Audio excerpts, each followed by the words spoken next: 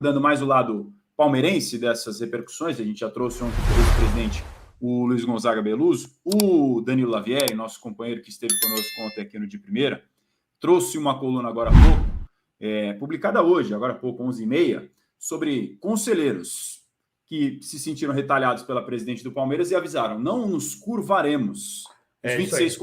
Os 26 conselheiros que foram retalhados pela presidente Leila Pereira com essa perda de ingressos para os jogos contra o Boca Juniors e o Goiás no Allianz Parque se manifestaram depois da entrevista da presidente. Nesse documento obtido pela coluna do querido Danilo Lavieri, fizeram críticas e responderam algumas das frases e falas da presidente do Palmeiras. Abre aspas. Não nos curvaremos aos caprichos, vontades, ameaças e ofensas daquela que tem o dever de prestar contas. Fecha aspas. Eles formam um grupo que enviou questionamentos ao Conselho e ao COF, que é o responsável pela fiscalização das contas do Palmeiras, por conta do conflito de interesse do avião comprado pela dirigente para uso da delegação palmeirense. Está repercutindo, né, PVC, no bastidor? Eu estou com o documento aqui, os 26 conselheiros, eu até citei ontem 16, são 26 que assinam o manifesto, Ardeno Tadeu Livani Reale, Emerson da Rosa, Felipe Jocondo Cristóvão, Francisco Vituso Neto, Genaro Marino Neto, Gerson Clemente Guarino, Guilherme Gomes Pereira, Guilherme Romero, João Carlos Minello, José Antônio Aparecido Júnior, José Carlos Tomazelli, José Corsini Filho, Juan Manuel Berrospi Carreno, Luiz Henrique Monteiro Frontirota, Luciana Santilli, Luiz Fernando Marrei Moncal, Luiz Roberto Kassab Mouzinho, Marcos Antônio Gama, Maurício Pegoraro, Maurício Vituso, Pedro José Vilar Godoy Horta, Ricardo Alberto Galassi, Ricardo Spinelli Pope, Valdomiro Otero Sordiri Filho, Vitor Fruges e Vinícius Feres Zucca. São os 26 conselheiros listados nesse... E são os 26 que fizeram o abaixo-assinado solicitando que a presidente fosse ao Conselho Deliberativo para responder perguntas sobre os contratos de patrocínio e as relações com empresas de qualquer membro da diretoria que preste serviço, que tenha parceria com o Palmeiras. Que é o papel, o que eles estão dizendo no manifesto é que o papel do conselheiro é fazer isso. O papel do conselheiro é aconselhar, ou é ser o legislativo do clube. E eu vou voltar ao que eu falei ontem no começo da coletiva da Leila Pereira. Ela disse, vim aqui para poder responder a vocês, jornalistas, pois os conselheiros pediram exatamente isso e ela não quis fazer isso no Conselho Deliberativo, que é o órgão legislativo do clube. Então, tem aqui um equívoco. Isso criou um manifesto e criou uma unidade na oposição. Na última eleição, na sucessão do Maurício Gagliotti para a eleição da Leila, a oposição do Palmeiras decidiu não lançar candidato. O argumento para não lançar candidato era: ela não é uma presidente legítima porque ela não é sócia do clube no tempo previsto pelo estatuto. Então, nós não vamos concorrer com alguém que não é um candidato legítimo. Esse ponto de vista mudou. A oposição vai lançar candidato. Agora, acontece que a oposição tem uma série de problemas antigos para solucionar. Há discussões de velhos amigos do Paulo Nobre com o Paulo Nobre. O Paulo Nobre tentou-se fazer com que o Paulo Nobre voltasse para o Conselho e antes da eleição da Leila e concorresse contra a Leila Pereira. E o Paulo Nobre se colocou na carta aberta aos palmeirenses ontem como um aposentado da vida política do clube. Na prática, o Paulo Nobre é o único que tem condição de polarizar a vida política do clube. E, para isso, ele precisaria voltar para o conselho, porque ele renunciou ao cargo de conselheiro vitalício, e provavelmente tentar mostrar que ele tem tempo de mandato suficiente para ser candidato à presidência. Mas, para isso, tem que voltar a sentarem à mesa alguns velhos amigos que se tornaram não inimigos, mas discordantes.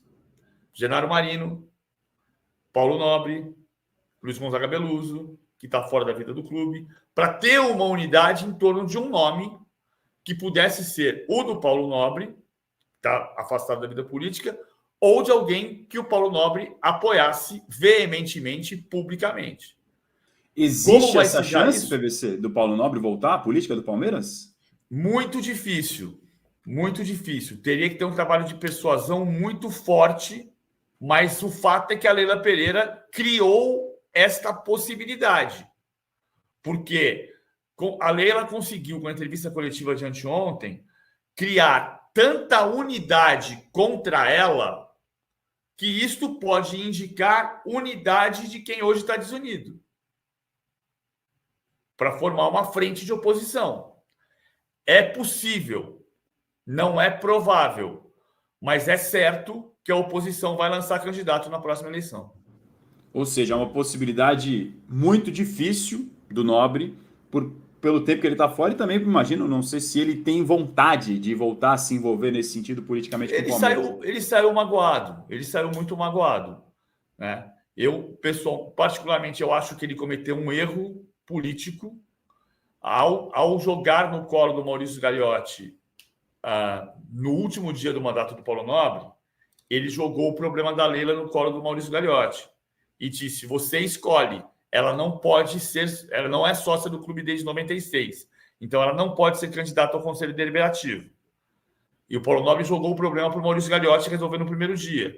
E o Maurício Gagliotti ficou com uma batata quente na mão, que era: eu fico com o meu velho amigo ou eu fico com o dinheiro da Crefisa. O Maurício Gagliotti tentou fazer uma solução salomônica e disse: não tenho nada a ver com isso, jogou a batata quente para o Conselho Deliberativo. E aí o Conselho Deliberativo avalizou a entrada da Leila como possível candidata. Ou seja, avalizou que ela era sócia desde 96, embora todo mundo saiba que não era, né? Quem avalizou isso também foi o Mustafa Contursi, que depois brigou com a Leila, ou a Leila brigou com o Mustafa. Então, é incrível, isso que o Rodrigo Matos falou agora há pouco é muito importante. Na semana passada, quando o Palmeiras caiu contra o Boca Juniors, a impressão, Razan, era de que a derrota criava uma turbulência, mas o Palmeiras entraria em paz no ano que vem, porque o velho adversário do Palmeiras, que é do próprio Palmeiras, não existiria, porque a eleição estava tão fácil para a Leila ganhar. E uma semana depois, a Leila criou um cenário eleitoral que era difícil de se imaginar. Continua sendo difícil imaginar a Leila perder a eleição do ano que vem, porque ela tem muitos apoiadores e bajuladores no Conselho. A Leila fez uma campanha para o Conselho Deliberativo em 2016, que era inacreditavelmente, ela tinha um comitê de campanha na Rua Palestra Itália, que parecia um comitê de campanha para o Senado, e era candidata ao Conselho Deliberativo do clube. Então, a partir dali, se criou uma quantidade de gente que bajula e que apoia, que é muito grande. Ela dificilmente vai perder a eleição, mas a oposição vai se colocar. A oposição vai marcar territórios e dizer que nós estamos aqui, este clube é a Sociedade Esportiva Palmeiras, é um clube centenário e o clube precisa do seu dinheiro, mas o clube não depende dele, porque o clube é uma instituição centenária. E é isso que vai se dizer. E a partir daqui vai ter articulação política para que exista um candidato no ano que vem. Para quem não viu, o ex-presidente Paulo Nobre divulgou uma dura carta, extensa carta depois da entrevista coletiva da presidente do Palmeiras. Eu não vou ler aqui porque é muito grande. Você pode ler no All Sport com todos os detalhes. Mas você tocou num ponto, PVC, que eu tinha pensado até da gente abordar antes do programa, que eu não sei se a gente vai ter números para isso. Pode até, de repente, ser uma pauta para a semana que vem.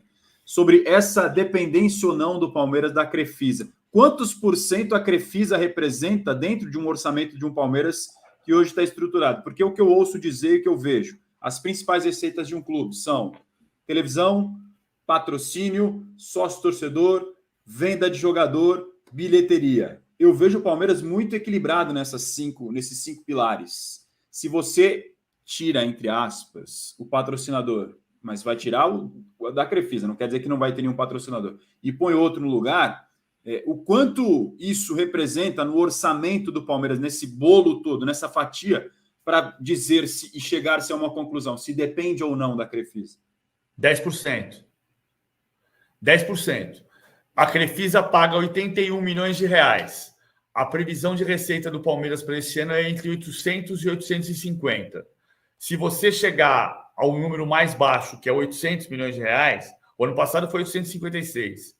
856 dá 9,5%. Mas se vocês pensarem em 800 ou 810, 81 milhões são 10%. Ou seja... Ou seja, você pode abrir mão desse dinheiro. Sim. Não é bom. Ninguém... Assim, só para não parecer que... o Palmeiras está sendo arrogante com sua presidente benemérita. A linha da benemerência e do autoritarismo sempre foi muito tênue no futebol brasileiro. Marcelo Teixeira botou dinheiro no Santos por 9 anos e quando perdeu a eleição e quis recuperar parte do investimento e não conseguia, tinha dificuldade, a Vila Belmiro foi penhorada. Então, a linha entre benemerência e autoritarismo é muito tênue. O que a oposição está dizendo é: não estamos cuspindo no prato que comemos. Não se trata disso. Queremos sua benemerência, mas sem autoritarismo. Se for para ter um autoritarismo, se for necessário, abrimos mão da sua benemerência. Vai nos fazer falta no primeiro momento, mas o Palmeiras não vai morrer por causa disso, porque o Palmeiras é um clube centenário. Quando que é a eleição, PVC? Novembro do ano que vem. Então ainda tem um ano. Outro ponto importante, que é uma coisa que acontecia muito com o Mustafa. O Mustafa Contursi foi presidente do Palmeiras de 93 a 2004. 93 a 2004, por 9 anos também.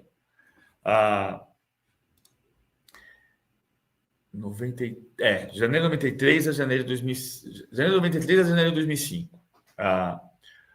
Ele falava-se muito que o Mustafa recolhia velhinhos, conselheiros muito idosos que não tinham condições de votar, e tinha gente que ia votar de ambulância. E muita gente votava pelas benfeitorias do clube. Por exemplo, o Parque Aquático Coberto. Hoje, o Parque Aquático está sendo reformado, e a Leila Pereira faz questão de dizer que com o meu dinheiro, né? Ou seja, ok, o Parque Aquático está sendo reformado, e os sócios votam. Então, muitos sócios vão votar pelas benfeitorias do clube, o que torna, de novo, improvável que a Leila Pereira perca a eleição no ano que vem. O que vai acontecer é uma marcação de território, dizer: este clube é uma instituição centenária, a Sociedade Esportiva Palmeiras, que preza a sua benemerência e o seu dinheiro, mas não depende dele. Até porque a gente está vendo as repercussões não só de palmeirenses, de conselheiros, ex-presidentes, como a gente recebeu o Beluso, o Paulo Nobre divulgou essa carta, mas até da opinião pública em geral. Mas também acho que daqui a um ano muita coisa vai acontecer. E, como sempre, para além dessas questões do clube social, o futebol sempre é o carro-chefe. E se o futebol estiver bem no ano que vem, isso também certamente também tem uma interferência direta no que acontece na eleição. Um ano é muita coisa no mundo da bola. Você continua com a gente. Essa entrevista foi um tiro no pé da Leila Pereira. Ela falou uma coisa certa sobre o vandalismo e mexeu num monte de vespeiro que estava ali fechadinho. Está saindo vespa para tudo quanto é lado. De alguma maneira, ela reacendeu um cenário político que estava adormecido, você diria? Sim. Ele não estava exatamente adormecido, são 26 conselheiros, né? Assim, ela citou um conselheiro que estava afastado pela denúncia, pela questão da Black Star. Esse conselheiro é o Genaro Marino. Esse conselheiro não está afastado, ele continua participando do conselho, tanto que está o nome dele no manifesto, porque na justiça ele conseguiu reverter a punição, porque a justiça entendeu que era arbitrária a punição com afastamento, com a suspensão por 1 ano. Ele não está suspenso. Ele não está suspenso. Então, esse é outro ponto importante. Não estava adormecido, porque eram 26 conselheiros pedindo, solicitando educadamente que ela fosse ao conselho dar explicações sobre os contratos. São 26. Ela citou um. Aqui o nome dele citado pelo PVC no manifesto. Que não está punido. O Genaro Marino foi diretor de futebol. Ele foi vice-presidente também, PVC? Foi vice-presidente também, na época do Paulo Nobre. Eu lembro porque eu fazia a cobertura do Palmeiras, eu achava que a minha memória estava me traindo nessa. E foi quem levou, junto com o Paulo Nobre, a proposta da Black Star, que ele garante que não é uma empresa falsa, é uma empresa que existe, uma empresa. O Palmeiras podia, já disse ontem aqui, o Palmeiras pode manter o seu contrato, a sua parceria com a Crefisa, mesmo entendendo que a Crefisa possa ser o melhor parceiro que não paga o maior dinheiro. A parceria pode ser muito bem-vinda, independentemente de ser a maior parceria da história do futebol brasileiro ou de ser a terceira. Não se trata disso. O Palmeiras tem autonomia para resolver isso. O que acontece só é que o Conselho Deliberativo do clube solicitou a presença do Poder Executivo do clube, a presidente, para explicar situações que o Conselho entende precisarem de explicações. É como se o Congresso Nacional convocasse o presidente da República para ir prestar depoimentos, esclarecimentos, e o presidente da República se recusasse a ir ao Congresso Nacional. Não é razoável numa democracia. Para você que está chegando com a gente, talvez não tenha visto, você pode ver também a íntegra do programa de ontem, entrevista com o ex-presidente, o Luiz Gonzaga Beluso, ele também dando o seu ponto de vista da forte entrevista da Leila Pereira, e a gente abordou bastante também aqui com o Danilo Lavieri sobre esse tema. Fiquem ligados para mais atualizações sobre o Verdão. Não se esqueça de deixar o seu like, se inscrever no canal, comentar e compartilhar. Avante palestra!